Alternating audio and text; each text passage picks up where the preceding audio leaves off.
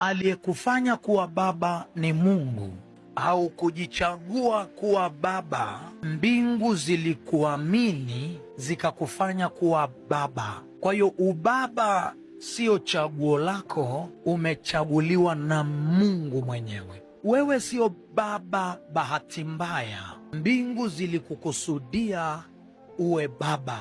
Kama mbingu zilikuamini kuwa baba, ni lazima ujiamini kuwa baba, kwa kuwa ni Mungu ndiye aliyekufanya kuwa baba, kwa sababu ubaba ukupigiwa kura. Mbingu ndizo zilizoamua uwe baba. So kwa kuwa Mungu ndiye aliyeamua, kwa kuwa Mungu ndiye aliyekufanya kuwa baba, itamtaka Mungu huyo huyo wewe kuweza kuishi kama baba wa kiungu. Subscribe Mbingu Duniani TV, ni madhabahu kamili ya neno na maombi.